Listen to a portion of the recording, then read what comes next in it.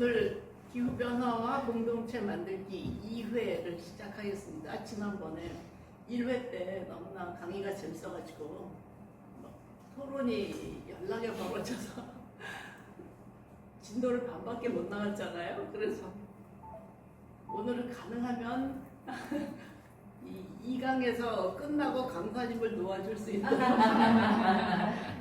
네, 부탁드립니다. 네. 제가 지난번에는 그 앞쪽 부분만 준비하기도 했고, 사실 기후변화, 여기 제목 기후변화 공동체 만들기인데, 지난번은 기후변화에 완전 초점을 맞춰서 강의를 했었는데, 안 오신 분도 있을 거라고 생각해서 한 분 계신 것 같은데, 그래서 지난번 했던 얘기를 또 좀 약간 오래됐으니까 환기하는 의미에서 잠깐 제가 활용했던 시청각 자료 좋았다고 정진영 선생님이 얘기해 주셔서 그냥 그거를 이렇게 한번 이렇게 넘기는 식으로 앞에 좀 보고 넘어갈 거거든요. 그래서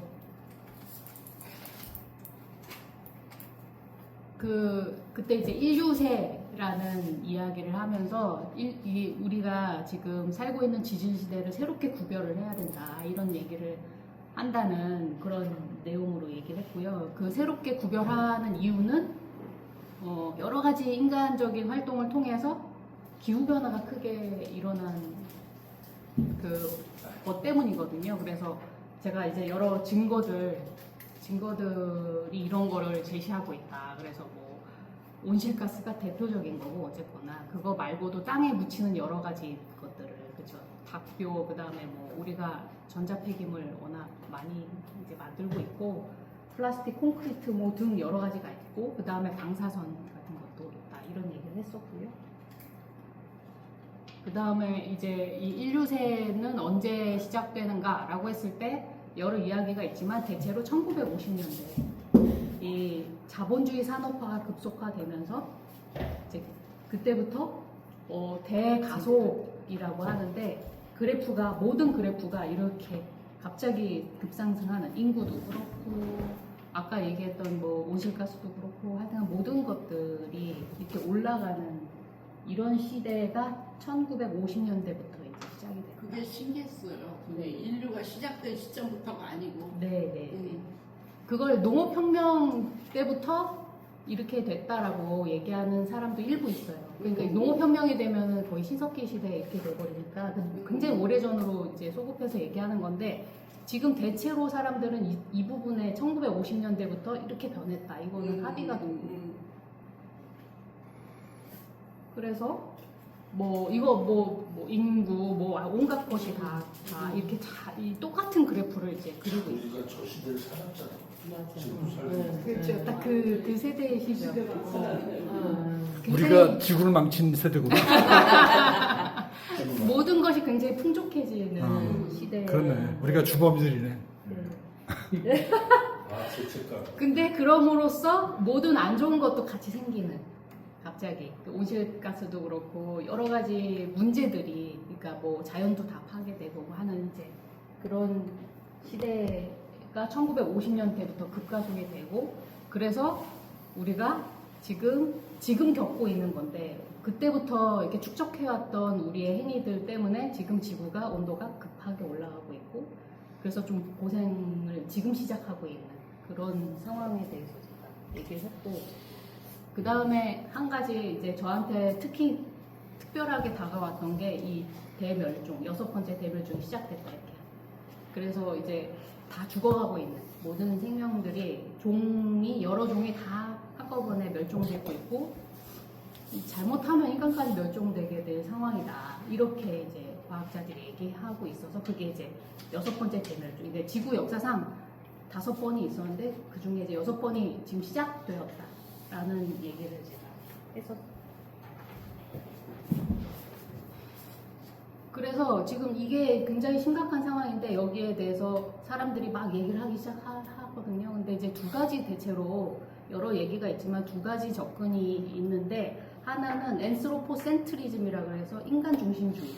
우리가 중심이 돼서 살았는데 이게 앞으로도 우리가 중심이 된 상태에서 이걸 통제 가능하다. 이거 얼마든지 우리의 힘으로 이 문제들을 해결해 갈 수 있다라고 하는 입장이 있고, 그 다음에 포스트 휴머니즘인데요. 포스트 휴머니즘은 이제 인간이 이 중심에 서서 다른 거를 이렇게 지배하는 이런 관점에서 세상을 살아가면 안 된다라고 얘기하는 입장 두 가지가 있습니다.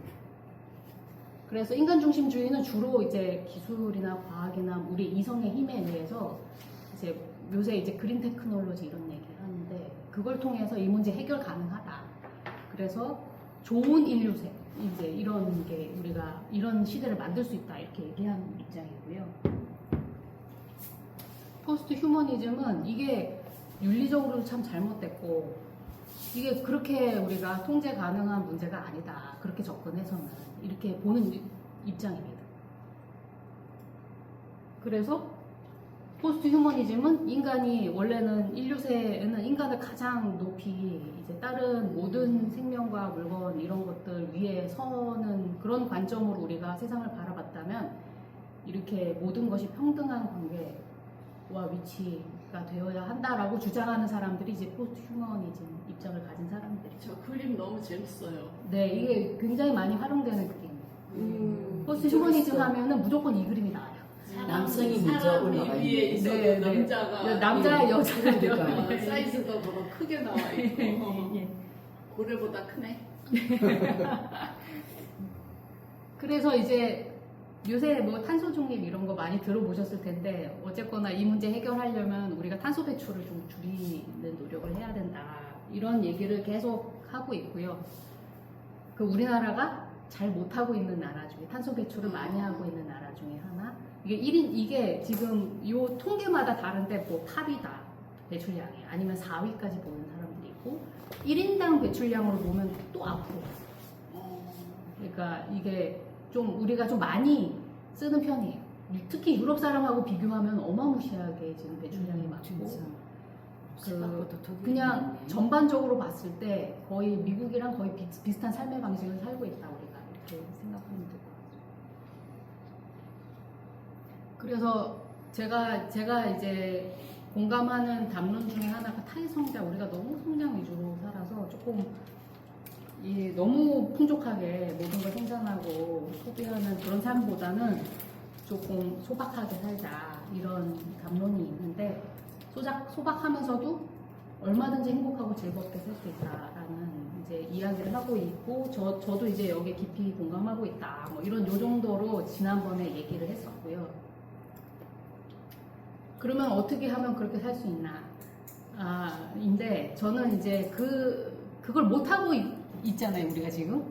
이게 기후 변화에 대응을 해야 되는데 대응을 못 하고 있는데, 이걸 하려면은 공동체를 이제 세우는 게 필요하다, 근본적으로. 이제 그런 얘기를 제가 오늘 하려고. 예. 이게 이제 제가 오타가 있는데요. IPCC인데 IPPC로 해가지고, IPCC가 뭐냐면은 뭐 정부 간 뭐 기후 변화 뭐 대응 뭐 협의체 뭐 이런 거예요. 그래서 전 세계 과학자들이 뭐 요번에 이제 6차가 나왔고 몇 년 전에 7차를 준비 중인데 한 600명이 넘는 사람들이 모여서 전 세계적으로 이제 파괴된 거죠. 정부에 파괴가 돼서 그 학자들이 모여서 기후 변화가 어떤 상태고 우리가 어떤 노력이 필요한지 이런 걸 보고서를 써요. 근데 그 6차 보고서가 몇 년 전에 22년인가 나왔는데, 그때 이제 시간 얼마 안 남았다.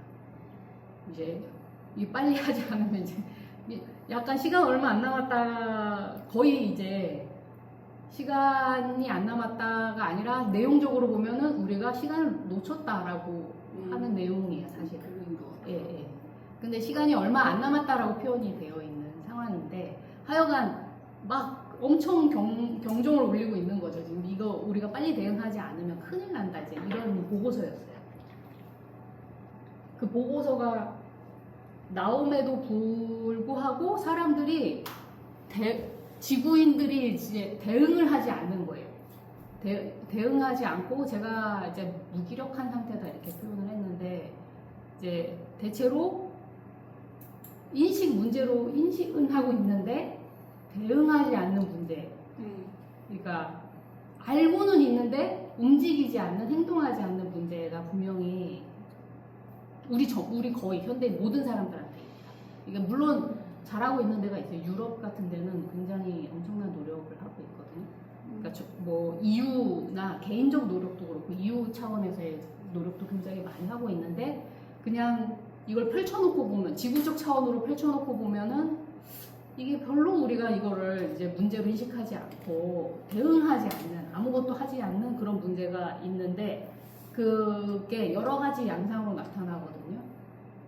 이 무기력이 심각해지면은 이제 불안장애까지 오는 사람들이 실제로 있어서 이거를 기후 불안이랑 에코 앵자이어티라고 하는데 이거를 아예 병명으로 정신과에서 병명으로 삼아야 된다라는 얘기를 지금 하고 있어서 많은 사람이 이 상태에 이런 이제 이런 어려움을 겪는 거죠. 그래서 제가 이제 여기 무슨 어느 나라 사람인지 뭐 어느 나라 사람인지 모르겠는데 랜드 시크니스라는 이제 소설 비슷한 에스노그라피 무슨 노블이라고 그러더라고요. 그래서 이제 인류학적 접근을 하면서 소설 비슷하게 쓴 책이 있어요. 그게 우리나라에 번역돼 있는데 제가 거기에서 일부를 가져온 거거든요. 읽어보면 슈퍼마켓에서 장 볼 때마다 장바구니는 온통 문제들로 가득하다. 하나하나 플라스틱으로 포장된 물건들은 결국 바다 어딘가로 흘러가죠. 뭐 육식을 안 했대요. 이 소설에 나오는 주인공은. 그래서 채식을 하는데 대신 선택한 아보카도나 퀘노아 이런 거는 재배지의 토양을 파괴하고 물 부족을 초래하고 하여튼간 다 문제를 일으키는 거죠. 이거가 아니어서 이걸 선택했는데 이것도 이제 문제를 일으키고 그 다음에 뭐 커피 페드로는 커피 없이 못 사는 사람. 오늘 아침에도 여기 오니까 이제 막 내려서 왔는데 요게 사실은 커피를 또 우리가 소비하는 거가 그렇게 환경적으로 좋지는 않대요. 그래서 이제 폐수, 오염물질 강으로 이런 거 만드느라고 엄청 농업을 어떻게 하느냐에 따라 다르긴 한데 이제 많이 커피를 생산하기 위해서 막 화학비료 쓰고 막 이러면서 이제 막 이런 것들이 강물로 흘러가고 그 다음에 샤워할 때도 막 온수 쓰잖아요. 이제 뭐 따뜻한 물 이렇게 맞고 그러면서 피로를 회복하고 이제 이런 게 굉장히 중요한데 현대인한테는 요것도 이제 막 쓸 때마다 이제 계속 탄소 배출을 계속 이제 뭐 초 단위로 이제 하는 이제 이런 거가 이제 이런 거를 인식하고 있게 된 상황이에요. 그러니까 이게 얼마나 여기 보시면 제 삶의 또 다른 면이 이러한 문제들과 어떻게 얽혀 있는지 그리고 제가 이 세상에 존재하는 방식이 어떻게 제가 이 문제들에 끌어들이는 저를 이 문제들에 끌어들이는지 매일 이제 깨닫고 있는 상태. 이걸 알고 있으면은 계속 인식하고 있으면은 뭐라고 생각하게 되냐면은 이 문제의 근원이 바로 나다. 라고 이제 근데 제가 사실은 딱 이 상태에 있었거든요. 그래가지고 이렇게 되면은 저도 이제 불안장애를 좀 겪었어요. 그래가지고 모든 행위가 제가 하는 모든 행위가 다 죄책감을 일으키는. 네. 이거 핸드폰을 쓰는 것도 장 봐서 이렇게 비닐에 다 담겨 있는 거 풀어서 뭐 해먹는 것도 모든 저의 한 발자국 모든 행위 자체가 너무 힘든 거예요. 그래가지고 이렇게 사는 그냥 죽는 게 낫지 않나 이런 생각까지 심지어는 저는 이제 그 단계까지 갔었어요. 그래가지고 차라리 죽는 게 낫겠다 라는 생각까지 심각하게 정말 심각한 단계네. 네, 그래서 의욕이 없고 모든 게 의욕이 없고 어떻게 살아야 될지 모르겠는 그런 상황까지 갔어요. 제가 이제 이걸 경험한 거예요, 사실. 그래가지고 이걸 벗어나려고 되게 제가 굉장하진 않고 굉장한 노력은 아니고 어떻게 희망을 찾아야 될지를 저는 되게 빠르게 좀 이렇게 벗어난 타입이긴 해요. 그래서 막 여기저기 쫓아다니고 막 이런 기후 뭐 이런 것만 있다 그러면은 뭐든지 쫓아가서 다 듣고 이제 배우고 공부하고 막 이런. 나도 저게 있는 것 같아. 아. 뭐 하나 할 때마다 자꾸 죄의식이 오는. 네. 신경이 계속 쓰이고 뭐를 해도 계속 문제가 되는 그런 상황이었던 거죠. 그래서 그거 누가 껐어? 네. 그래서 이게 아이고 베드로 고생 많았겠어요. 아니 별로. 감사합니다. 그래 베드로 한 재활용한테도 계속 이상한 뭐 싫은 소리 하고 그렇지. 예, 재활용 제대로 한다고 기간이 어느 정도였어요? 뭐 그렇게 길진 않았어요. 근데 한꺼번에 온 게 제가 이거를 겪은 게 대멸종을 접하면서 그렇게 된 거예요. 이 이야기를 접하면서 그 전에는 저는 원래 타고나기를 좀 약간 환경을 좀 중시하는 그런 어릴 때부터 사실은 어릴 때부터 저 쓰레기는 다 어디로 가나 막 이런 생각하고 좀 그래서 원래 타고나기를 좀 이런 걸 중요시하고 왜 설거지 할 때도 저희 결혼하기 전부터 아빠랑 계속 논쟁을 하면서 이거 물을 쫄쫄 틀면서 해야지 물이 낭비가 안 되지. 아빠는 시간이 더 중요한데 뭐 지금 시간이 금이지 이게 뭐가 중요하냐 이런 식으로 이제 어릴 때부터 아빠랑 논쟁을 한다 이런 식으로 타고나기를 좀 약간 이런 걸 중요하게 타고났어요. 그래가지고 결혼하자마자 한 살림 딱 가입하고 다 뭐 그리고 뭐 음식 쓰레기 제로 운동 뭐 점토해서 이런 거 옛날에 한참 했거든요. 그래가지고 그거 나도 해야 된다 그러면서 막 정원에서 지렁이 주워다가 항아리에 넣어가지고 다 죽이고 뭐 이런 온갖 시행착오를 하고 약간 이제 그런 편이었어요. 그러니까 세상에 대한 불만이 많은 편이었죠. 왜 사람들이 이렇게 환경을 중요시하고 다 오염을 시키고 막 이래서 근데 기후변화 이런 얘기하니까 커봐 이렇게 되는 거지 이런 식으로 그냥 다른 사람을 탓하는 식으로 생각을 하고 있다가 이 대멸종을 딱 접하니까 이 탓하는 이런 식의 약간 꼰대 마인드가 아니라 그냥 뭐 삶의 의미가 없다 이런 생각이 돼버리는 거지. 그러니까 차라리 죽는 게 마음 편하겠다 이런 생각이 될 정도로 이제 극단으로 이쪽으로 가는 거죠. 이 불안장애가 이제 있었던 거죠. 그래서 만난 사람들한테 맨날 너무 우울하고 맨날 이런 하소연하고 막 만나는 사람들 친한 사람들한테 이제 그런 얘기를 계속 하다가 이거 이렇게 살다가 굉장히 심각한 문제를 겪겠다 이렇게 정말 내 삶이 무너질 수도 있겠다 이런 생각이 들어서 그때부터 이제 어떻게 해야 되는지 이게 쫓아다닌 거예요. 이렇게 여기저기 계속 다니면서 뭔가 자꾸 이제 희망적인 얘기를 듣고 싶어서 이제 그렇게 이제 이쪽에 대해서 이제 또 더 공부를 하게 된 거예요. 그래서 이게 왜 자꾸 돌아가는지 모르겠는데 죄송합니다. 이게 그래서 너무 지나간 거 아니에요? 근데 얘가 한글 얘가 좀 안 좋아요. 그래가지고 한글이구나. 네, 이거 말고 다른 걸로 썼어야 되는데 죄송해요. 얘가 한글 얘가 돌아가기가 잘 안 돼가지고 그것도 납작하는 거 아니에요? 방법이 있을 텐데 제가 잘 몰라서 방법이 있지 않을까 싶은데 그래서 이제 이 기후불안을 겪는 사람들이 꽤 우리나라는 별로 많지는 않은 것 같은데 하여튼 그래도 젊은 여성들 사이에서는 이게 있는 것 같아요. 분명히 있는 것 같고 그 다음에 이 보통 사람들은 사실은 별로 불안하진 않죠. 근데 이제 이런 연구를 많이 했거든요, 사람들이. 그래서 물어보면은 불안하다고 해요. 이걸 알고 있냐? 그러면 안다고 하고 이게 걱정이다는 얘기를 해요. 근데 일상 속에서 아무 영향을 받지 않고 그냥 살던 방식 그대로 아주 행복하게 살다는 이거를 이제 이중현실이라는 이것도 뭔가 오타가 있는 것 같은데 하여튼간 이분이 이제 연구하고 표현한 방식이 이중현실 더블 리얼리티라고 하는데요. 이게 뭐냐면은 지금 두 개의 현실을 분리해서 보는 거예요. 그래서 내가 살고 있는 이 삶과 지금 이 큰 문제를 겪고 있는 우리의 세상을 좀 분리시켜가지고 요거에 대해서는 요 풀기 어려운 문제에 대해서는 이렇게 이제 덮어두는 거죠. 이게 밑으로 쭉 가라앉혀가지고 나한테 그렇게 영향을 미치지 않게 하는 그런 방식으로 이 불안을 갖고 있지만 이게 수면으로 올리지 않기 때문에 이거를 막 마비시키기 때문에 잘 살 수 있는 거예요. 아무 문제 없고 이런 사람들이 더 많죠 사실은.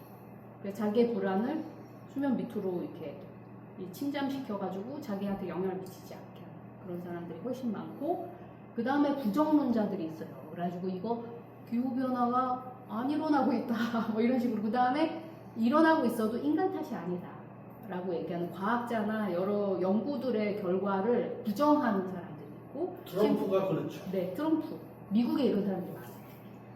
미국 사람들이 이거를 심지어는 음모론으로까지 이제 싶어가지고 막 그렇게 이용하는 사람도 있거든요. 근데 어쨌거나 안 믿어요. 절대로 안 믿는 사람들이 세계적으로 우리나라에도 있어요. 사실. 우리나라도 그 미국 영향을 요새는 그 인터넷이나 이런 것 때문에 그 제가 학생들 가르치면서 이런 얘기를 언급하면은 요거에 대해서 믿지 않아요. 진짜. 네. 이거는 그냥 원래 빙하기 이런 거 있는 것처럼 자연스러운 거지 인간이 만든다고 이렇게 생각하지 않는 학생들이 있거든요. 이제 이런 사람들도 있어요. 근데 그래서 이제 여러 이제 무대응과 무기력의 차원이 있는데 저는 이제 부정론자들에 대해서는 방법이 이건 너무 어려운 문제인 것 같아서 이 사람들은 아직은 제가 보기에 소수인 것 같으니까 이제 우리가 이거를 인식하면서 괴로워하고 어찌할 바를 몰라하는 사람도 있고 아니면은 그냥 이렇게 좀 덮어두고 있는 사람들이 대부분인 것 같은데 이 사람들을 이 사람들을 어떻게 좀 대응을 할 수 있게끔 실제로 행동으로 옮길 수 있게끔 하는 방법이 없을까 이런 생각을 하다가 이제 이런 공동체가 중요하다 이런 얘기를 하게 되는 거거든요. 트럼프도 부정론자인 것 같아요. 그렇죠. 그렇게 봐요.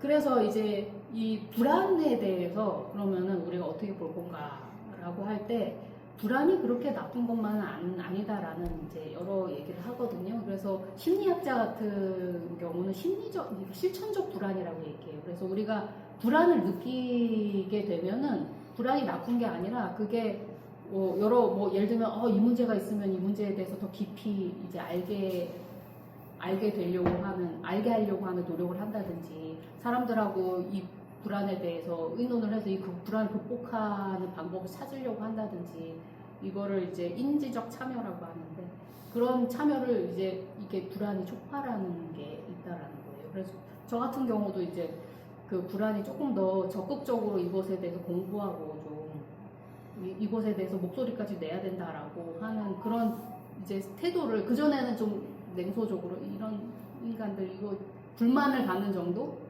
이거 대응 못 해가지고 우리가 지금 다 죽게 생겼네 뭐 이 정도로 생각을 했다면은 조금 더 적극적으로 이제 참여하게 하는 이제 그런 역할을 했었거든요 실제로. 그래서 이걸 실천적 불안이라고 이제 표현하기도 하고 그 다음에 이제 사회학자들도 우리가 이런 감정, 부정적인 감정 이런 거 불안을 포함한 이런 것들이 사실은 이 사회학적 상상력을 하게 하는 그 간극이 있다는 거예요. 개인적인 어떤 문제를 겪는 상황과 이 사회적인 어떤 부분까지 구조적인 부분까지 생각하면서 이걸 연결해 줘야지 되는데 이 간극을 메우는 게 이 감정이다 이렇게 얘기를 하고 있어요. 그래서 이런 이 부정적인 어떤 감정 같은 것들이 사실은 사회적인 상상력을 가능하게 하는 역할도 한다 이렇게 사회학자들이 얘기하는 사람도 있고 그 다음에 제가 오늘 계속 듀이 얘기를 할 것 같은데 듀이는 제가 듀이라는 학자를 조금 소개하는 사진이라도 좀 띄웠어야 되는데 제가 어제 이거 슬라이드를 대충 만드느라고 제가 그 생각을 놓쳤는데 존 듀이는 저한테는 굉장히 중요한 철학자거든요. 제가 이제 교육 철학 그 공부를 계속 해야겠다라고 생각하게 만든 사람이에요. 제가 대학원 가서 석사 과정에서 존 듀이를 공부하는데 이 사람 얘기가 제가 하고 싶은 얘기를 다 해주는 것 같은 그런 이제 소울메이트를 만난 것 같은 그런 느낌? 그런 느낌을 받은 사람이고 공부를 하면 할수록 더 그렇게 느끼게 되는 사람인데 하여간 이분이 하는 얘기를 계속 제가 인용을 하게 될 텐데요.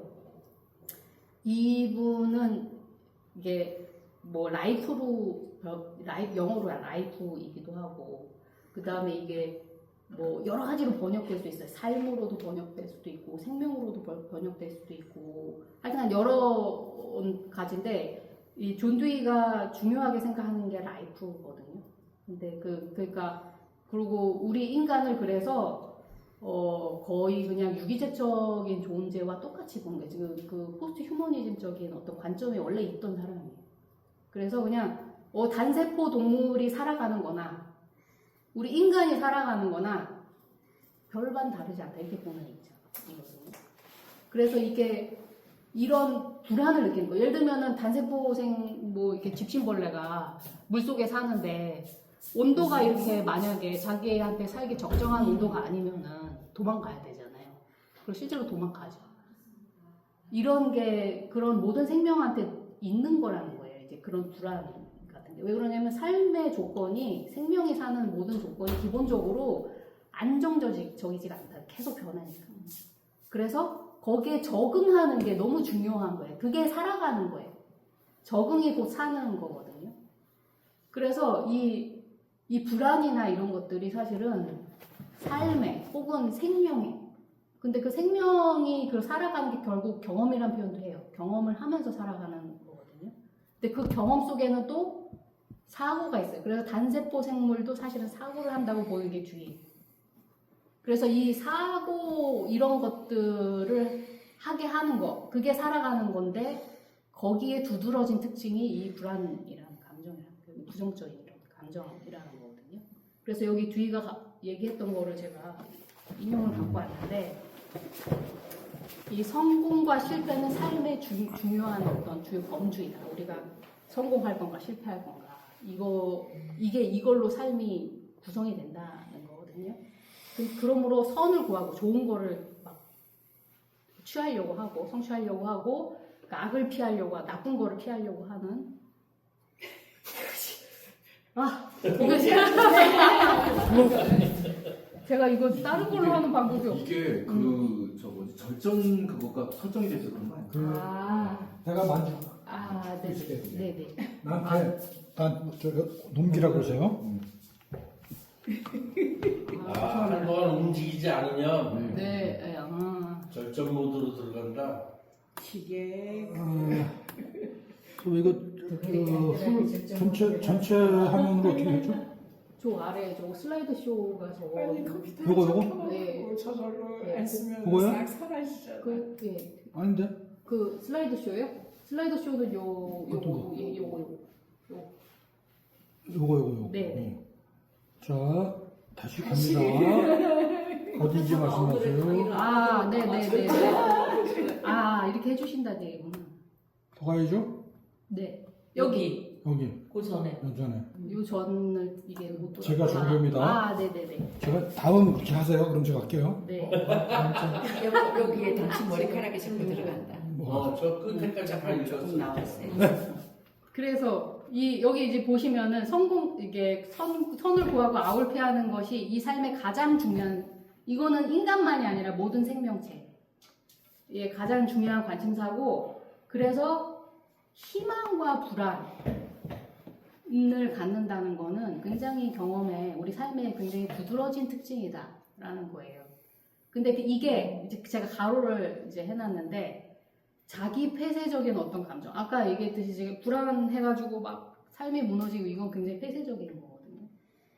이게 아니라 환영하고 이제 희망할 때는 환영을 하고 경계하고 이게 혼자만의 폐쇄적인 자기 안에 갇혀진 감정이 아니라 계속 세상과 이제 상호작용하려고 하는 그런 거일 때 이제 우리가 제대로 살고 있는 것이죠, 사실은. 그래서 이런 부정적인 감정이 나쁜 게 아니라는 게 늘 일어나기 마련이라는 거예요. 근데 그게 폐쇄적이지 않고 바깥으로 이제 상호작용을 촉발하는 방식으로 감정을 느낀다는 거는 당연한 거죠. 삶을 제대로 살고 있다라는 거죠.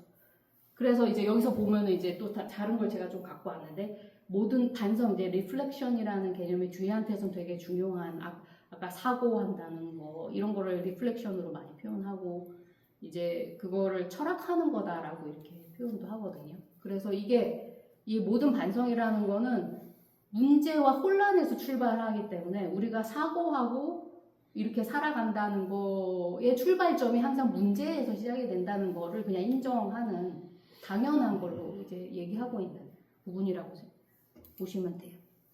그래서 네. 잘하죠? 네, 감사합니다. 이제 한번 해놓고. 그래서 뒤가 하는 말이 인간이 본래 철학적이다라는 거. 인간은 원래 모든 사람이 철학적이다. 근데 그 철학적인 행위를 하는 데 있어서 이제 특히 이 현대인들이 하는 방식에 어떤 방식이 있냐면 과학과 철학의 콜라보가 되게 중요하다는 거예요. 이 뒤에는. 그러면 과학이라는 게 세상에 대한 사실을 이렇게 많이 찾아내는 거죠. 우리가 몰랐던 거죠. 아까 얘기했듯이 문제 같은 걸 문제로 인식하는 거에도 과학이 굉장히 중요한 역할을 하고 있잖아요. 지금 기후변화 이거 문제로 인식 못했을 가능성이 있어요. 과학이 발달이 안 돼 있으니까. 근데 이제 과학이 그런 일들을 하는 역할을 한다는 거죠. 그때 과학이 그런 사실을 발견해 놓으면은, 찾아 놓으면은, 철학이 하는 역할은 뭐냐면은, 아, 그러면 우리가 앞으로 어떻게 살아야 될 건가? 이게 이런 상황 속에 적응하려고 생각을 해야 되는 게 그 다음에 철학의 역할이라는 거예요. 그래서 새로운 삶의 방식을 찾아가야 되는 게 철학의 역할이라거든요. 근데 이것을 지금 제가 보기에는 여태까지 이런 문제가 없었던 것 같아요. 그러니까 기후변화라는 거가 사실 이 콜라보를 가장 잘 보여주는 거가 아닌가. 이 콜라보를 가장 많이 적극적으로 요구하는 거가 기후변화가 아닌가 저는 그런 생각이 들어요. 과학자들이 발견한 거가 있으니까 우리는 그럼 어떻게 살아야 되는 건가. 앞으로 어떻게 우리의 삶을 새롭게 좀 방향 지어야 되나. 이런 거를 좀 생각하는 게 철학의 역할이다라고 생각이 되는데 뒤한테서는 이제 그 새롭게 사는 거, 적응해 가는 거를 어떻게 얘기해야 하냐면 행동 경향성을 만든다. 혹은 습관을 만든다. 이런 얘기를 해요. 그래서 우리가 사는 방식이라는 게 항상 새로운 경험을 하는 게 아니라 그 경험을 가지고 이제 이 패턴을 만드는 거예요. 이렇게 살아야 되겠다. 그게 지적이고 정서적이고 직접 실천하는 거 다 결합된 어떤 패턴을 얘기하고 있거든요. 그걸 이제 습관이라고 표현을 하고 있고 이걸 습관이라고 하기도 하고 하여튼간 나중에 뒤에 가면은 뒤가 그걸 컬처로 표현하기도 해요. 그래서 이게 문화가 되는 거죠. 기후변화가 있으니 이렇게 아까 얘기했던 탈성장 담론에서 좀 우리가 소박하지만 즐겁게 사는 이런 방식으로 가자라고 얘기하는 게 새로운 어떤 문화를 만들어가는 것까지 얘기를 하고 있는데 이걸 지금 제가 보기엔 기후변화가 니네 어떻게 살 거니? 라고 과학자들이 지금 던져놓은 것 같아요. 그러니까 이걸 새롭게 어떻게 살 건지 이거를 고민을 진짜 엄청나게 해야 되는 그런 상황이 아닌가 저는 이런 생각이 있는데 근데 이제 아까도 얘기했듯이 우리가 움직이지 않고 있다는 거죠 지금 움직이지 않고 그냥 아유 살던 대로 그냥 뭐 흔히 이런 얘기 많이 듣잖아요. 그 많이 저희 남편한테도 많이 들었고 술 끊으셔야 돼요. 이제 담배 이제 그만 피셔야 돼요. 라고 하면은 그냥 이렇게 살다 죽을래 이런 얘기 많이. 나야 나. 내 인생 관리 딱 저거야. 네, 남편도 제가 계속 얘기할 때마다 이렇게 살다 죽을. 이게 제가 보기에는 우리 현대인한테 쫙 깔려 있는 어떤 세계관 이렇게 살다 가겠다. 그러니까 그렇게 입으로 내뱉는 사람들뿐만 아니라 거의 모든 사람들이 이렇게 살고 있다고 저는 생각해요. 그냥 이렇게 살다가 그냥 이래 살다 죽지 뭐 어쩌라고 뭐 이렇게 얘기하는 게 이제 현대의 어떤 태도이고 정조이고 세계관이라고 저는 생각이 되는데 다음이요. 왜 그러냐면은 이 주희가 얘기하는 산다는 거 자체는 아까도 얘기했듯이 사고를 하면서 어떻게 적응할 건가 이 문제를 계속 고민하면서 사는 건데 이게 사실 엄청난 노고가 필요하다. 그 주희가 네이버라고 정확히 표현해요. 철학하는 건 노동이 되는 거예요. 그냥 노동이 아니라 고통을 수반하는 노동인 거예요. 그러니까 이게 철학은 주희가 어떻게 결실을 맺기 위한 조건이라는 게 얼마나 복잡해요. 수많은 것들이 막 얽혀 있잖아요. 근데 그거를 주희는 계속 우리가 통제하는 방법을 찾아야 된다고 얘기하고 있거든요. 그 규제하는 지적인 노고 이게 노동이고 이제 고통이고 막 이거를 감수하는 게 살아가는 거다 이렇게 얘기하는 거예요. 그러니까 만약에 우리가 그거 난 못하겠어 그러면은 사실 주위의 입장에서 보면 그게 제대로 사는 건 아니에요. 원래 산다는 거는 노고가 있어야지 하는 거예요. 그것도 철학적 노고가 있어야지 살아가는 거기 때문에 그래서 이게 너무 힘든 게 당연한 거고 사실은 근데 우리가 이거를 좀 더 힘들게 느끼는 거는 사실은 이게 같이 하면 안 힘들거든요. 그렇지. 근데 혼자 그걸 할 생각을 하니까 너무 힘들게 느껴지고 막막하게 느껴지고 사실은 그런 게 있어요. 그래서 이제 에머슨 얘기를 많이 인용해요. 에머슨이라는 목사 미국의 유명한 시인 시인이고, 사람.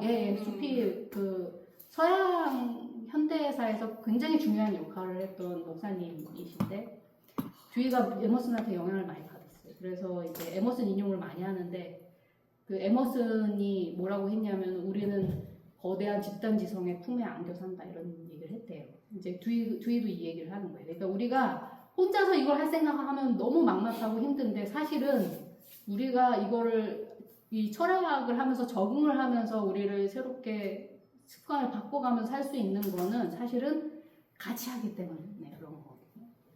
그래서 여기서 이제 이거는 제가 정리한 내용인데 우리가 관심사가 생기면 주로 이제 문제로 촉발되는 관심사가 많은데 이걸 가지고 끊임없이 서로의 경험과 생각을 나누고 하는 이런 그리고 협력해서 한번 새로운 시도도 해보고 실험을 해봤더니 이게 안 되네 뭐 이런 문제가 또 있네 그러면 또 다르게 좀 방향을 또 바꿔서 또 실험해보고 하여튼간 또 고민해보고 하는 이런 경험 이걸 통해서 이제 좀 새롭게 자기 삶의 방향을 이렇게 잡아 나가는 이런 경험 이게 굉장히 공동체적인 경험인데 이게 공동체적 경험을 통해서 공동체를 새롭게 계속 이렇게 적응시켜 나가는 이런 거를 해야 되는 존재인 거죠. 원래 그리고 그렇게 인류가 사실은 살아왔던 건데 이게 넘어갈까요? 이게 제가 보기에 현대인이 지금 원래 인간이 원래 이런 존재 공동체적으로 함께 고민하고 여러 가지 경험을 나누고 새롭게 시도하는 이 경험이 매우 결여되어 있는 그래서 넘기시면 왜 그러냐면은 현대 사회가 상당히 안정적이라는 거죠. 그러니까 이 환경이 우리의 원래 삶의 방식, 원래 생명력 있게 생명체로서 잘 살아야 되는 그 방식, 그걸 안 해도 살 수 있는 그런 사회이기 때문에 그래서 예를 들면 과학기술이 너무 혁신적으로 발달했고 그 다음에 사회 체제가 상당히 안정적이잖아요. 지금 옛날에 막 왕조가 바뀌고 막 나라가 없어지고 막 이런 시대가 아니고 이게 꽤 국가들이 이제 안전적으로 이제 사회 체제를 견고하게 유지하고 있는 이런 사회이기 때문에 안정성이 굉장히 높은 거예요.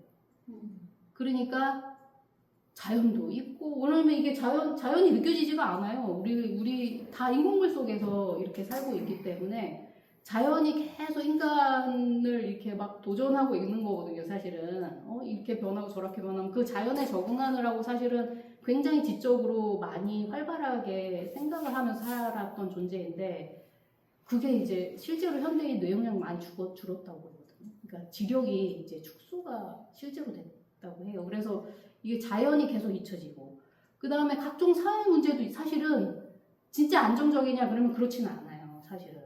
뭐 빈부 문제도 있고 온갖 사회 문제가 계속 일어나고 있거든요. 근데 이게 적당히 무마되고 있는 그러니까 이걸 완전 해결하려면 사실은 삶의 방식이 굉장히 많이 큰 방향을 틀어가면서 해결해야 되는데 이 삶의 방식을 크게 틀지 않고 적당히 조금 어떤 장치 하나 더하고 이런 식으로 해가지고 적당히 무시하고 무마하고 이런 식으로 안정성을 계속 확보하고 있는 거예요, 지금 현대사회. 그러니까 이게 원래 우리가 갖고 있던 건강하게 이렇게 안정을 되찾고 이렇게 생동감 있게 살기보다는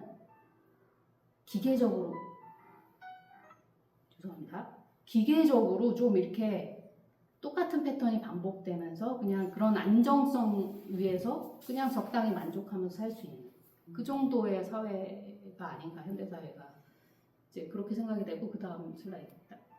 이거를 전화가 안 오는 전화가 왜 이렇게 평소 안 오는데 이 듀이가 현대사회 분석을 이제 후기 철학에서 해요. 그래서 이제 사회 철학 쪽에서 듀이가 다시 요새 굉장히 주목받고 있다고 하는데 그 개념 중에 하나가 거대 사회 개념. 그게 이제 그레이트 소사이어티라고 하는데 듀이가 정확히 뭐를 타겟으로 해서 공격하냐면 이제 자본주의를 딱 타겟팅하거든요. 그래서 이제 과학기술하고 자본주의가 결합이 탁 돼가지고 만든 게 이제 거대 사회. 이게 공동체를 대체해버린 거.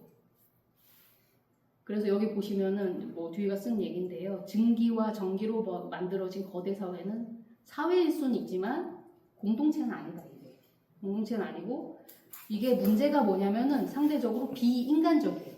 거대 사회가 갖고 있는 성격이 비인간적이에요. 인간 사이의 교류나 이런 게 전혀 없어요. 서로 대면도 안 해요. 거의. 굉장히 기계적인 새로운 행동 양식이 공동체를 완전히 침식해버렸다 라고 얘기하면서 이게 현대 삶에 굉장히 두드러진 사실 특징이다 이렇게 이제 얘기하고 있어요. 그래서 지금 이 거대 사회가 뒤가 이게 이런 얘기를 한 게 100년 전 얘기거든요. 근데 100년 뒤를 생각해 보면은 이게 거대 사회가 지구적으로 완전히 전 지구적으로 확장이 돼가지고 지금 지구촌이라고 얘기하는데 뭐 지구 거대 사회예요. 촌은 아니에요. 왜냐면 촌이라고 하면 공동체적인 어떤 그런 함의를 담고 있기 때문에 제가 이제 지구촌이라고 얘기하는 거 자체가 어떤 면에서 좀 지구촌이 되면 좋은데 사실은 지구촌이 아니라 지구 거대 사회여서 공동체를 완전히 전 세계적으로 침식한 상황, 공동체가 없는 상황.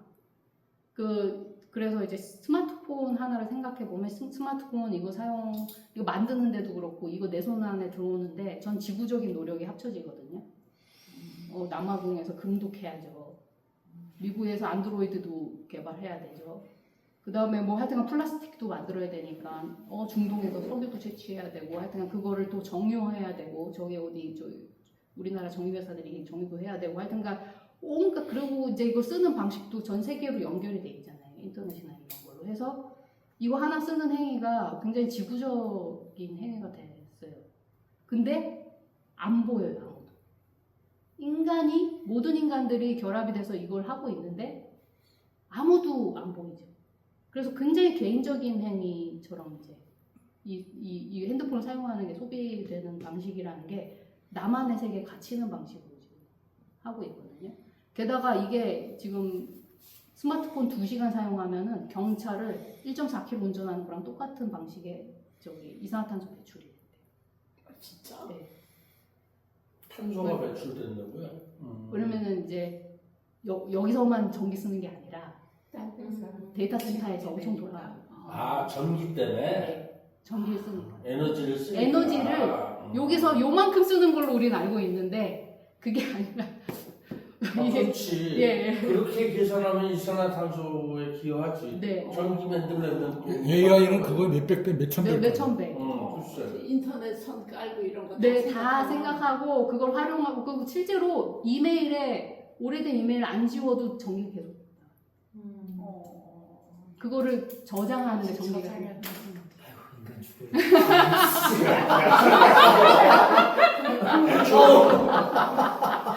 근데 AI는 아까 얘기하셨듯이 데이터 센터가 훨씬 더 많이 가동이 그래서 되고 지금 저기 뭐 전라도 거기다 뭐 하나 지으면 엄청 들어간다며. 그런 거죠. 그러니까 이게 어마무시한 에너지 소비, 그 다음에 그럼으로 해서 탄소 배출 계속 지구를 계속 뜨겁게 하는 행위. 하여튼간 그렇습니다. 그래서 하여간 그래서 제가 이제 하고 싶은 얘기는 이게 우리가 지금 여기 이게 무기력하고 무대응하고 있는 거 사고하려고 하지 않고 계속 이게 살기 죽지라고 모든 현대인이 생각하고 있는 이런 방식이 우리가 원래 현대인이 공동체라는 어떤 이 삶을 생생하게 만들고 새로운 변화에 적응하게 만들고 우리를 사고하게 만드는 이 공동체라는 정박지가 있어야지 되는데 요걸 잃으니까 굉장히 고립된 상태라는 거예요. 모두 한 사람이 사실은 전 지구적으로 연결되어 있지만 세계를 바라보는 방식이나 존재하는 방식이라는 게 굉장히 고립되어 있는 거예요. 그래서 이제 공동체를 잃었다, 이 정박지를 잃었다, 이거를 이제 듀이가 후기 철학에서 계속 강조하는 부분이거든요. 그래서 이게 거의 뭐 너무 연결망이 너무 크기 때문에 아까 핸드폰 이거 하는 게 그런 결과가 있는 거라고 잘 생각도 안 되고 예측이나 통제도 거의 불가능하잖아요 지금.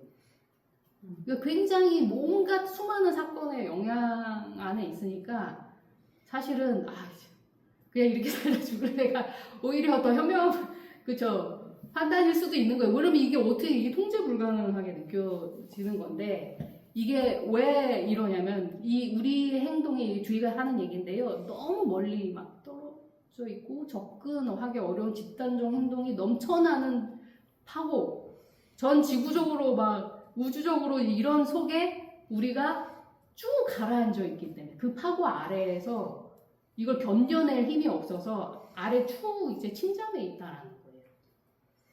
그래서 그러려면은 이게 뭐가 필요하냐면 우리가 원래 살던 방식, 옛날 사람들이 살던 방식으로 이 공동체 속에서 좀 이렇게 기민하게 머리를 써가면서 사람들하고 교류하면서 이렇게 여러 시도를 하는 이런 방식이 필요한데 이 직접적이고 참여적인 교류가 없고 공동체적으로 살지 않는 사람들은 사회가 있는지도 모르고 이 사회를 인식하지도 못하고 세계를 인식할 수가 없는 거예요. 그러니까 이제 부유한다 표현을 하거든요. 뒤가 이렇게 정박지가 없이 공동체가 있어야지 이걸 가지고 세상에 대해서 이제 뭘 어떻게 해볼 수 있겠다 이런 생각을 하게 되고 이런 시도도 하는데 이게 없으니까 그냥 고립된 개인이 다 이제 부유하는 상태 이렇게 그 상태이다라고 이제 뒤가 얘기하고 있죠. 그다음 슬라이드입니다.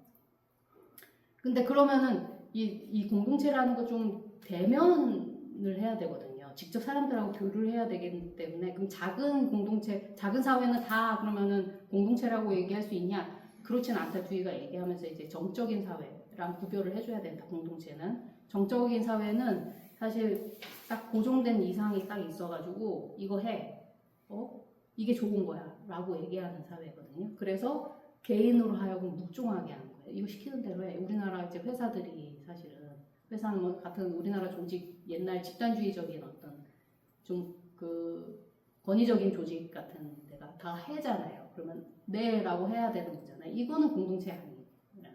이게 아니고 공동체는 계속 굉장히 창의적이고 적극적인 활동을 개인들이 모두 참여해서 하는 거예요. 그 다음입니다. 여기서 이제 그러면 그 공동체적인 환경 속에서 공동체적인 활동을 하면서 사는 개인은 어떤 특징이 있느냐라고 여기 이제 쓴 부분인데 여기 좀 많이 좀 번역이 좀 매끄럽지는 않은데 이게 우리는 삶의 조건의 변화를 인식하고 그 흐름에 뛰어들어 적극적으로 참여함으로써 변화를 어떤 바람직한 가능성 쪽으로 유도할 수 있다는 거죠. 근데 이런 상호작용 속에서 아까 얘기했던 공동체적인 어떤 상호작용 속에서 개인이 이제 여기 이제 영어로 인테그레이티드라고 하는데 통합이 된다. 이게 영어적인 표현에서 많이 쓰는 표현이거든요.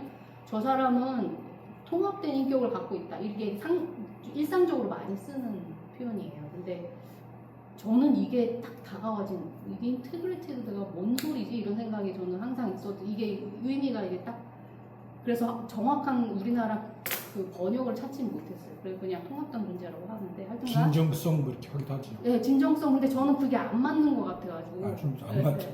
안 맞는 것 같아가지고 하여튼간 통합된 존재가 된다라고 하면서 이렇게 되면은 의식의 선택의 첫째 단계라고 하는 지각이라고 하는 거 아까 이제 문제를 문제로도 인식하고 세계를 이제 그런 식으로 바라보는 걸 얘기하는 건데 여기에 좀 지적으로 활발하게 참여하는 게 그러니까 항상 이게 깨어 있는 사람들 이런 사람들은 결코 어찌할 바를 모르고 고립되지도 않고 실제로 그 다음에 억눌려서 잠잠고 있지도 않는 거예요. 시키는 대로 하고 묵종하고 하는 사람들이 아니에요. 할 얘기 하는 사람들. 굉장히 단단해진다 개인이. 단단해지니까 세상을 내가 어떻게 바꿔가겠다는 생각도 하고 목소리도 내고 하여튼간 그 다음에 다른 사람들하고 교류도 적극적으로 참여하고 하는 그런 단단한 개인이 된다. 그래서 우리가 여기서 이제 주희가 했던 얘기 중인데 하나의 개인으로서의 인간은 사실은 굉장히 보잘것없다. 우리가 개인이 갖고 있는 경험과 지력의 한계는 뚜렷하잖아요. 사실. 그러니까 개인이 뭐 어떻게 뭐 내가 뭐 머스크 같은 인간은 자기를 굉장히 위대한 인간이라고 생각하는 것 같은데 한 사람 한 사람을 보면 어떤 천재적인 인간도 사실은 보잘것없다라는 게 뒤의 이야기고 실제로 그런 것 같아요. 제가 보기에는. 그래서 이게 뭐 우리 자꾸 영웅 찾고 그러는데 영웅을 찾을 수 있는 문제는 세상에 영웅은 없고 영웅이 되도록 하는 공동체적인 기여가 있죠. 분명히. 그 사람이 영웅이 되면. 그래서 이게 한 사람은 사실은 다 보잘것없다. 우리 모두가. 근데 사회 속에 있는 인간, 여기 사회라고 하는 건 공동체를 얘기하는 건데 이 인간은 살아있는 기적을 만든다. 사실은. 이 기적을 가능하게 하는 것이 그 모든 일 중에서 가장 경이로운 게 바로 의사소통이라고 이렇게 표현하면서 우리가 항상 사람들하고 소통하고 경험을 나누고 이런 공동체적인 경험을 하는 게 얼마나 중요한지 굉장히 강조를 하는 철학자거든요. 그래서 저는 이 말에 크게 동의가 되고 지금 우리가 이렇게 무력하게 있는 거 이거가 우리가 그동안 현대인들이 공동체적 경험을 너무 못해가지고 특히 좀 세대가 갈리긴 한데 어떻게 제가 만나는 요새 대학생들 같은 경우 요새 청년들은 전무해요. 왜냐면 놀지도 못한 세대 이 세대가. 저희 세대 같은 경우 엄청 놀았어요. 그리고 학교에서는 이 경험을 못 시켜줬지만 각자 그냥 놀면서 나름대로 공동체적인 경험을 했던 세대인데 지금 아이들은 놀 시간도 없고 학원에 가서 앉아 있어야 되고 뭐든지 다 개인적으로 성취를 해야 되는 그런 조건에서 살아서 그래서 이거를 다시 되살리는 게 정말 중요한 문제다. 그래야지 우리가 문제를 그냥 덮는 식이 아니라 좀 대응을 하는 방식으로 좀 정말 생명력 있는 생기 넘치는 삶을 살 수 있는 현대인이 되지 않을까 끝입니다.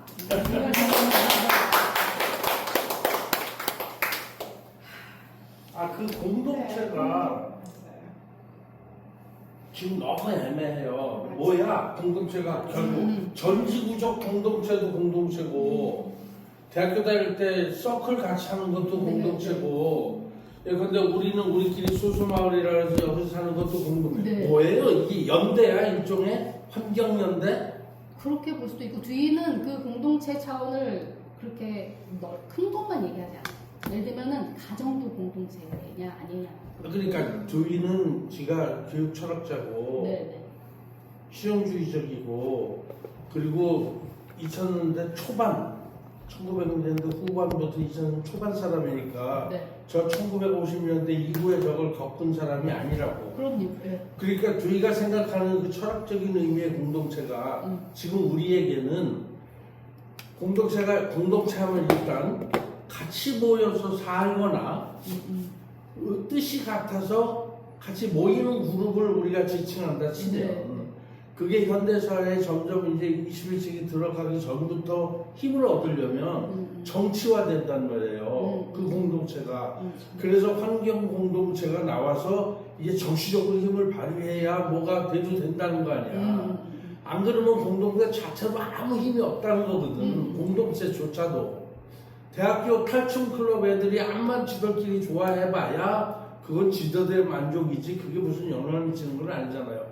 그러니까 이 지금 공동체가 전지구적 공동체가 궁극적으로 돼야 된다는 뜻인가요? 네. 그런 게 말이 돼?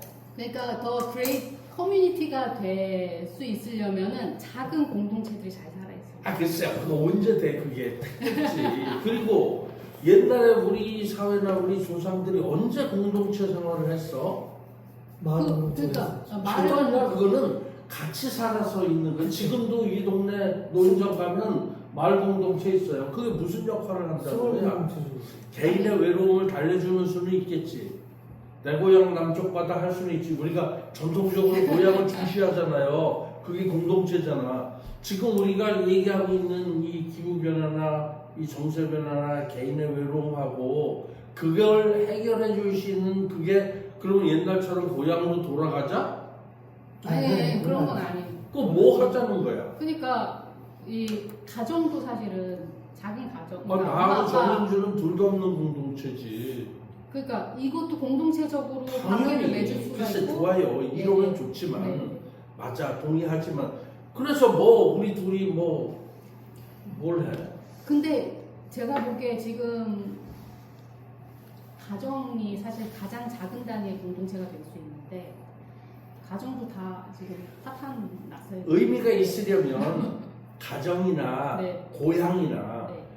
동문 네. 이런 걸로 되는 게 아니고 연대 소위 코얼리전인 것 같아. 아까 그 C가 그러니까 전체의 연대 기후 환경이나 인류 이런 거에 대비하는 연대에 그게 폴리티컬 파워를 가지고 있어요. 네. 일컨대 네. 미국에서 환경 연대가 결속됐다. 그러면 이게 정치적으로 힘을 발휘해야 되는 거예요. 네. 결국 파워 게임이라고. 네. 그러니까 그 파워를 일으키기 위해서 더 많이 모이자는 뜻인가요? 그게 가능하기 선생님 위해서는 지금? 작은 공동체들이 대면 공동체들이 잘 살아 있어야지 아 그래? 그런 연대의 힘을 발휘할 수 있다라고 얘기하는 거예요. 정말? 네. 대면상 고향을 사랑하는 사람들이 잔뜩 있으면 이게 돼? 아니요. 고향 사랑하는 사람들은 정적 공동체가 많아요. 그 아까 얘기했듯이 그냥 이게 보통 좋은 거야라고 하고 고향을 그냥 사랑하는 사람들은 다른 동네하고는 척지는 경우가 붙지 그러니까 않아요. 그 사람들은 우리가 진짜- 말하는 공동체 대표적인 케이스가 애국심이에요. 네. 우리는 한민족이야. 네, 네. 그러면 우리는 우리 적국들이 있잖아. 지금은 그러니까. 나는 꼭 트럼프 같은데 저런 나쁜 놈이 있는 거 아니야 상대가. 그렇죠. 근데 하여간 정적 사회는 사람들이 개인적으로 좀 활발하게 자기 생각을 얘기하고 새로운 어떤 아이디어를 내고 상상하고 이런 시도하자 저런 시도하자 이런 거를 안 해. 네, 동의하지 않아요. 그냥 이게 우리의 이상이야 라고 해서 이거 따라라고 얘기하는 거는 공동체는 아니에요. 그래서 예를 들면 그러니까- 해병대 전후회 뭐 이런데 이거 가면 이거 편집해주세요. 아니 왜 그래서- 해병대 전후회가 왜? 아니 저한테는 그런 이미지가 계급 있어서? 네, 그냥 이걸 옛날 우리의 영광 이거를 계속 고집하면서 적응하는 조직은 아닌 것 같아요. 그래서 그 사회생활을 하는 사람으로서 사회 속에서의 공동체인 거죠. 결국은 네. 사회가 없는 데에서는 공동체가 이루어지지 않을 텐데 그 경계선이 굉장히 모호하지 않을까. 그러니까 공동체라고 이렇게 딱 만들어 놓지는 않지만 사회생활을 하는 중에서도 어떤 사람은 이렇게 살고 하면서 자연스럽게 형성되는 것도 공동체가 깐부 아닐까요? 그러니까 그냥 이게- 소위 그냥 깐부식의 정선생님 지금 주장은 궁극적으로 그거냐. 우리가 공동체를 많이 만들자. 글쎄. 공동체적 행위가 중요한 거예요. 뒤한테 이제 뒤는 이거를 공동체 또- 있어야 할 거 아니야 그 행위를. 네. 그러니까 공동체가 많이 있을수록 좋을 거 아니에요. 그렇죠. 그래서 어느 정도 이제 교류의 장이 있어야죠. 공간적으로나 인간이 있어야죠. 인간하고 하는 게 공동체적 행위니까. 그래서 그게 요새는 사실은 MZ 같은 경우는 저희 세대 같은 경우는 무슨 동아리 활동을 해도 막 대학교 내내 하고 대학교 졸업도 해서도 계속 공동체적 관계를 저희 같은 유지하고 경우는 60년을 막 결혼하고 나서도 계속 그런 자기 삶을 나누고 고민 나누고 뭐 이렇게 서로 얘기하고 상호작용 의사소통하고 막 이런데 요새 애들은 동아리 활동도 뭐 한 학기도 안 한대요.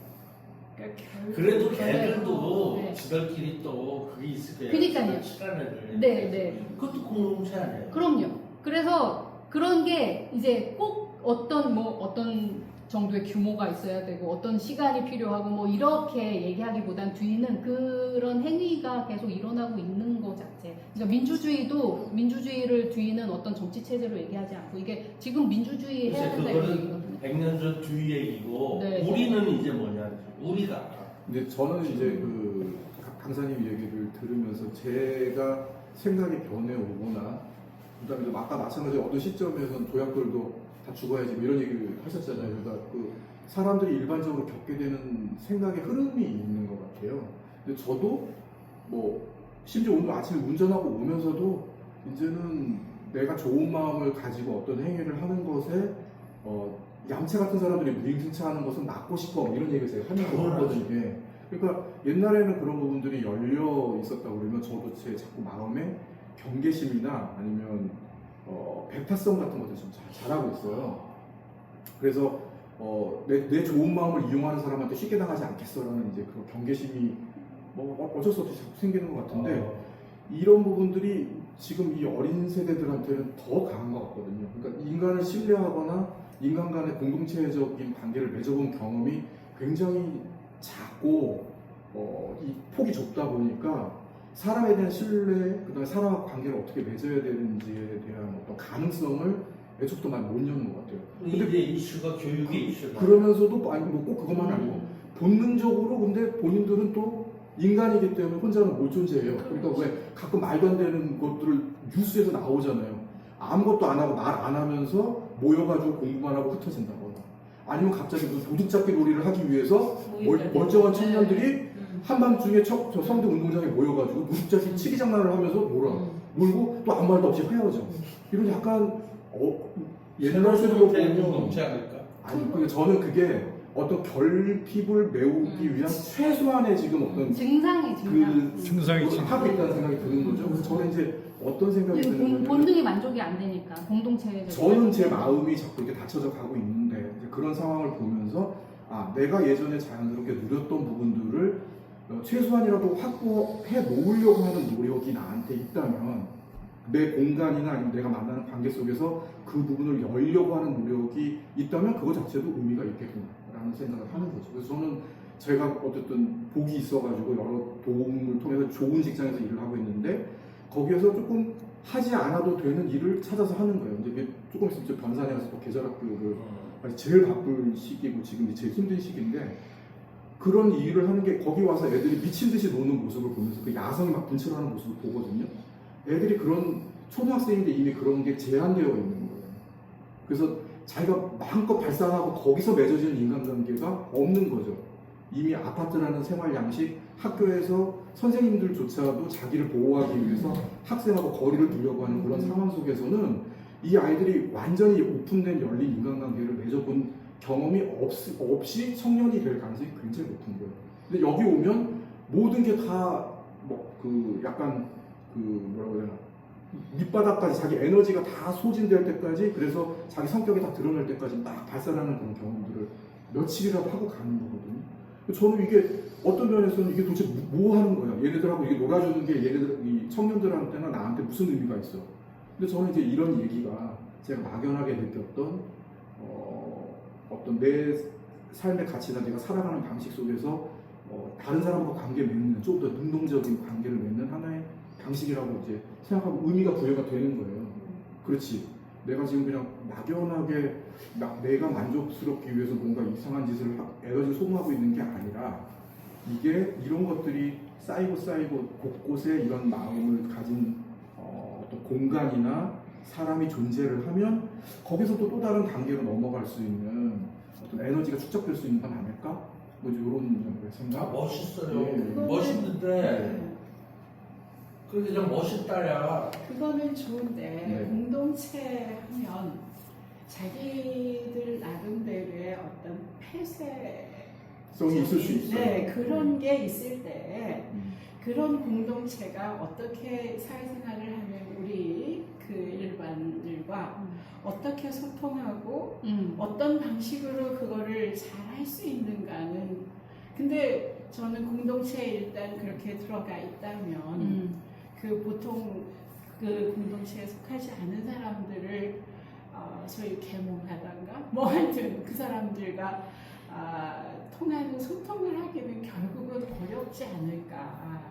근데 이제 그게 되지 않으면은 일회 희망이 없어요. 미국이 자꾸 사회화에 서구가 이민자를 막잖아. 네. 지금. 네. 그러면 그 공동체를 손상하는 일이잖아요. 그러니까. 그렇다고 해서 걔네들한테 가서 야 니네 이민 더 받아 그럴 수도 없는 거 아니야. 그러니까 그런 선까지는 저희가 나중에 뭐 생각할 수 있는 기회가 있으면 되는데 그냥 주변에서 이런 공동체적 관계를 계속 만들어가는 게 하면 너무 뭔가 변할까요? 그렇죠.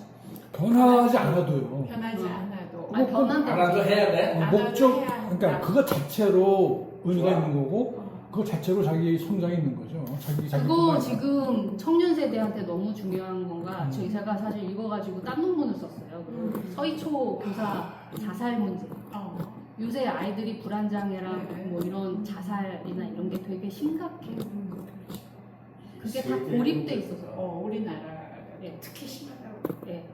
이게 이제 고립 공동체적인 문화가 그 사교육의 탓이 크다고 저는 생각하는데 애들이 놀 시간을 주지 못하면서 가정도 지금 우리나라 거의 파탄나 있어요. 그러니까 집에서 같이 밥을 안 해 먹어요. 애들이 엄마 아빠랑 밥도 안 먹어요. 그럼 가정이 안 돼요. 그러니까 굉장히 고립감을 느끼는 거예요. 그러니까 그 서희초 교사 다 사람들이 왜 죽어? 그냥 관두면 되지? 아니면은 못한다고 하면 되지? 왜 도움을 요청하지 않았어? 이렇게 얘기하는데 계속 어릴 때부터 이렇게 고립된 사람들은 아까 주희가 얘기했듯이 개인성이 이제 통합되니까 단단해지지 못하기 때문에 힘들어도 얘기 못해. 그러니까 그러니까 문제는 죽음, 우리가 그냥 사회적으로 엄청나게 많은 문제를 짚기 시작하면 많이 없잖아요. 네. 특히 지금 젊은 세대의 문제를 짚기 시작하면 끝이 없어. 문제는 교육이면 교육, 네. 뭐가 어떤 힘이 있어서 음. 어떻게 할 거냐가 중요한 거지. 지금 우리가 무슨 뭐 이런 게 우리 사회의 문제입니다, 저런 게 문제입니다 해봐야 그리고 저는 살다 죽을 사람. 저는 방안이 있죠. 저는 교육학자니까 학교가 지금 공동체 교육을 해야 된다. 다 완전히 학교를 다 체제를 저는 완전히 전환해서 애들 공동체적인 온갖 놀이를 하고 저거 시키고. 다 협력하고 하는 교육과정 다 싹 다 바꾸고. 근데 이런 얘기를 저만 하는 게 아니에요. 알겠어요. 네. 많이 하겠지만 예전부터 그래봤자 많이 조석지열이 지금 몇 명이나 하겠어. 그 교육 철학에서는 많아요. 교육 철학에서는 이런 불구하고 해야 된다라는 아니, 그러니까 해야 된다가 아니라 해야 된다 믿어. 해야 된다는 의무감으로 하는 게 아니라 그렇게 사는 게 잘 사는 거 아니에요? 그게 사는 내가 뭘 어떻게 하기 위해서 내가 이거 해야 된다가 아니라 이 정도 어린이집에서 그러니까 이런 공동체가 사례를 너무 이렇게 분산시키면은 이게 집중이 안 되는데 저 같은 경우가 어디야 철학하기의 노고와 집단 지성부터 시작해가지고 맨 마지막까지 이렇게 보면서 저는 존주의를 저 이기범 선생님한테 공동기관에서 교육 철학으로 이렇게 해가지고 어우 이런 게 있었네 했는데 이런 내용이 있다는 건 전 처음 알았어요. 근데 그때부터 끝까지 들으면서 이거 공동육아가 맞아요. 현재 이루어지고 있는 그렇죠. 느낌인데 하고 있는 거예요. 이게 더 많아져야 된다. 아니 그리고 그리고 나는 앨리스가 예. 어디 다른 데 가서 논문 쓰고 그러지 말고 공동육아를 현장으로 해가지고 이 교육주의에 이걸로 실제 연구 논문을 쓰면 그대로 네. 들어맞을 거예요. 잘 맞죠. 당연하죠. 그거는 이제 그렇죠. 질적 연구 하시는 분들. 안 하셔요 지금? 저는 연구 안 우리 공동육아는 연구하는 사람이 너무 없어. 없어가지고 왜 질적 연구에 굉장히 좋은 현장인데 왜 그걸 안 근데 누가 좀 해야 돼. 연구자가 연구자가 없어. 너무 연구자가 너무 없어. 너무 안 붙고 아, 근데 그게 이제 되게 협소하다고 생각해서 그런 것 같아요. 사회적으로 인정 못 받는 알려야지. 그러니까 연구를 해서 알려야 질적 연구가 필요한 질적 연구자를 구해서 붙여서 해야지. 지금 하려고 노력 중이잖아. 선생님 하라고. 저는 제가 질적 연구에 소질 있다는 얘기를 옛날에 대학원 때 막 듣긴 했는데 질적 연구보다 지금 농사에 너무 관심이 뭐 이기범 선생이 있는데 자기 학생을 시켰어도 벌써 시켜야지. 그러게. 이기범 선생님이 뒤에 관심 갖는 거 최근이었고 주위는 네. 지금 아까 그 가치를 이렇게 발견하신다는데 대단한 소스예요. 보니까. 네, 엄청난 소스예요. 저는 엄청난 그렇게 소스. 생각해요. 그죠? 그래서 지금 저만 이런 얘기 하는 게 아니에요. 요새 뒤는 원래 훌륭한 학자들은 때때로 한 번씩 이렇게 유행을 타거든요. 그래서 다시 지금 뒤가 불안해요. 깜짝 너무 놀랐네. 네, 지금 상황을 정확하게 지금 거의 예견하다시피 그리고 그거잖아요. 예를 들면 그 교육에 있어서 기본적으로 그 학교가 사회의 축소판이 된다라고 네. 얘기를 하잖아요. 그러니까 직접 그 학교에서 가르치는 것보다도 경험을 통해서 배우는 걸 중시했고, 당시 20세기 초만 하더라도 뭐 전 세계적으로 돌아다니면서 하여튼 중국도 가서 하고. 존재를 너무 뭐랄까 사람들이 좀 잘 모르는 게 있어요. 잘 모르는 게 있는데 그냥 굉장히 철학사에서 굉장히 중요한 인물이에요. 큰 영향을 끼치는 실용주의라는 게 완전 왜냐면 포스트 모더니즘하고 다 연결되고 지금 포스트 휴머니즘하고 다 연결되는 엄청난 얘기를 그 옛날에 했던 사람이에요. 그리고 또 한 가지 그 불안 얘기했잖아요. 네. 불안을 얘기했는데 그게 이제 그 아까 무슨 불안이라고 그랬죠? 아까 뭐라고 썼죠? 에코 엔자이티. 뭐 생태적 불안 네. 이걸 텐데 이건 뭐 예를 들면 그 다른 철학자들 실존주의에서도 불안을 인간 존재의 기본 조건으로 보잖아요. 하이데거 같은 경우 앙스트를 해가지고. 그러니까 우리가 어떤 안정을 바란다기보다는 또는 어떤 이상적인 사회를 간다기보다는 지금 현재의 삶을 중시하는 거죠. 불안이 되게 긍정적인 요소가 그렇죠. 있잖아요. 그렇죠. 그러니까 우리 그 지구 기후 위기에 대해서도 똑같이 그렇게 얘기할 수 있을 것 같은데 그래서 그게 뭐 어떻게 할 건데 그 뭐 무슨 효과가 있어 뭐 이런 게 아니라 지금의 삶에 충실하는 거죠 그냥. 그리고 그게 여태까지 우리가 뭐 인간의 역사라는 게 우리는 이렇게 역사를 방해해서 목적론적으로 진행되지 않았잖아요 절대로. 뭐 우리 자본주의 갈 거야 우리 공사주의 갔다 공사주의 많이 했잖아요. 그러니까 목적론적인 그런 어떤 철학이라는 것은 의미가 없다는 것을 이미 거의 우리가 경험해서 알고 있고 그렇기 때문에 현재의 삶에 충실한 그런 철학을 가져야 된다고 생각을 해요. 그게 이제 뒤죠. 뒤가 현재의 삶 그리고 지금 우리에게 뭐 맞닥뜨리는 거라고는 할 수 없지만 아주 크고 작은 문제들을 해결해가는 과정. 거기서 불안도 경험을 하고 그래서 그걸 극복해 나가면서 또 어떤 그 만족감도 하고 성취감도 느끼고 이런 게 삶인 것 같고요. 그러니까 중요해서 생각해보면 그 불안이라고 하는 그 주제가 우리 공동인과에서도 부모들이 누가 이런 걸로 가야 된다 그게 아니라 그렇죠. 아니 내 아이를 교육을 시켜야 되는데 주변에서 이루어지는 교육 형태를 보니까 애를 상품용으로 돈 버는 용으로 교육을 하지 아를 위해서 하지 않고 근데 아이가 건강하게 하려면 가정도 건강해야 된다. 근데 가정의 문화 보니까 그때 뭐 거의 맞벌이하고 막 그러느라고 가정 문화도 없고 야 그럼 이걸 어떻게 하지? 그런 불안감 때문에 부모들이 모여가지고 야 이 불안감을 우리 어떻게 해소하지?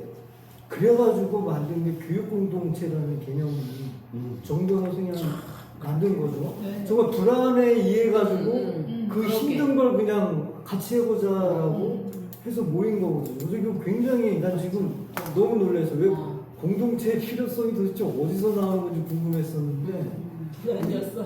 우리가 저 대전에서 그 마을 공동체 굉장히 크게 있었거든요. 어린이집을 중심으로 한 마을 공동체를 하는데 중간중간마다 어려운 일들이 너무 많아가지고 다 빠삭났어요. 근데 그때마다 이거 살려야 돼 그래가지고 윗사람이 다시 네. 불붙어가지고 다시 살려내고 막 그러다가 네, 고맙습니다. 언젠가 한번 그런 생각을 해요. 깨모이랑 같이 우리가 이거 왜 이렇게까지 어린이집만 안정되면 우리 할 일은 끝난 건데 왜 거기다 또 이 힘든 항상 그럴 거예요. 마을 공동체까지 끝이 어디 있어요 이 세상에. 그러니까. 근데 그게 답이 없어요. 공동체가 아니면 답은 없는 거고. 이게 끝은 없는 우리의 거고. 그런 불안감이라든지 나의 어떤 영적 성장이랄까 인간의 성장 그 그걸 공동체는 해결을 해줘. 해결 안 했어요. 해결이 되고 안 되가 아니라 그걸 과정에서 그게 나한테 들어오더라고요. 그래서 그것 때문에 우리가 목말라가지고 계속 그냥 그렇죠. 30년 전에도 공동이가 맨 처음 할 때도 마을을 중심으로 같이 살자. 그 개념이 그때부터 우리 무조건 나왔었거든요. 그러니까 이 공동체가 진짜 우리 이거 없으면은 나의 개인의 인간의 어떤 성장? 그게 진짜 힘든 거다. 성장뿐만 아니라 그냥 사는 게 힘들어져요. 맞아요. 그렇죠. 그래서 요새 애들이 그렇게 힘든 거예요. 없잖아요. 공동체로. 근데 실제 내용적으로 공동체적 내용성을 가지고 관계를 맺으면서 사는 건지 아니면 공동체적 내용성 없이 그냥 형식만 갖고 하는 취미로 하면 그냥 만나서 그냥 시간 보내면서 그냥 보내는 되게 거지. 좋은데. 아니 그것도 필요해요. 근데 거기에 성장이라든지 만족감이 직접 만족감이 아직 됐지. 이제 곧 죽을 사람이 무슨 성장을 해. 이미 많이 성장하셔가지고 우리가 그렇게 보면 그 많은 종교단체가 네. 그런 그건 불안감을 다 공동체잖아. 종교공동체죠. 없애주는 공동체잖아요. 근데 그걸 없애주나요? 없애주죠. 많이 없애주지. 많이. 그 없애주는 게 문제인 거예요. 그러니까 약간 마취 같은 거. 그렇지 마취 같은 것이 그렇지. 있어. 그러니까 그 참 맞아요. 정확히. 그러니까 굉장히 그러니까 지금 얘기했던 네. 그 그렇죠. 불안이라든가 네. 철학적으로도 이제 실존의 문제인 아주 근본적인 문제인 거고 그다음에 또 교육학적으로 그 문제 상태적으로 문제가 있는 거 그것이 성장을 도와주는 거잖아요. 근데 네. 성장이라는 게 결국 그 안정을 향해 가는 건 아니거든요. 또 다른 불안적인 요소가 가는 또 다른 거고 불안을 만드는 거예요. 그래서 불안이라고 하는 것과 그다음에 또 교육이나 이런 데서 이제 문제풀이라고 얘기하는 프로블럼 솔빙이거든요. 그러니까 우리는 항상 문제를 풀잖아요. 크고 작고. 네. 집안에서 무슨 뭐 청소하는 것도 문제 푸는 거고 모든 것이 다 문제 푸는 거거든요. 그러니까 불안에서 시작해서 문제를 풀고 또 거기서 뭐 완전히 끝내놓고 만족을 하지만 또 다른 문제가 또 생기잖아요. 항상. 네. 아니, 그러니까 하나의 문제를 풀면 그 때문에 또 다른 문제가 생기기 그렇죠. 마련이지만 그렇죠. 문제를 하나라도 풀어야 그다음 문제가 그렇죠. 알지. 성취감이 아주 작은 성취감이라도 맛보는 게 중요하고 중요해. 그래서 최근 들어서는 뭐 저 해로웨이 같은 철학자는 그렇게 얘기하잖아요. staying with trouble, 트러블과 함께 머물기 라고 하는 그 한 번만 다시 얘기해 주세요. staying with trouble. 오케이. 그래서 해로웨이라고 잘 나가는 페미니스트 철학자. 그거나 불안함을 가지고 사는 거나 또 환영과 경계 네. 같은 말이든 다 환영하면서도 경계는 해야지 하는 그리고 우리가 다 그거 그리고 맞아요, 기본적으로 상존의 조건이라는 게 그런 거 아니겠어요? 그래서 이런 식으로 공감을 해야 된다 그러는데 공감이라는 게 다 좋은 게 아니잖아요. 그래서 맞아요. 뭐라고 얘기하냐면 영어로 이런 표현이 있어요. empathy binds and blinds. 다시 Minds and blinds. 묶어주기도 하지만 눈을 멀게 한다는 거죠. 아까 말씀하신 대로 뭐 해병대 괜히 이게 그거든. 묶어 빨간 옷 입으셔. 묶어주지만 또 한편 그게 근데 중요한 거는 우리가 다 그렇다는 거를 인정하는 거 아닐까 싶어요. 나는 아니야라고 말할 수 없잖아요. 나도 그렇잖아요. 나도 뭐 나보다 좀 머리를 떨어진 사람한테는 저 거리가 있는 거고 당연히. 지금 우리가 다 그렇다는 걸 인정하는 데서 출발하는 게 중요하지 않을까 그런 생각이 들어요.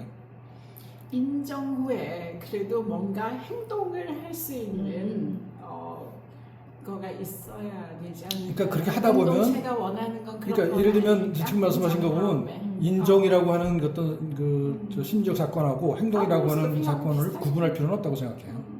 내가 그렇게 느끼면은 그렇게 행동하는 경향이 생기죠. 그렇죠? 느끼는 게 행동이지. 그렇죠. 느끼는 게 행동이죠.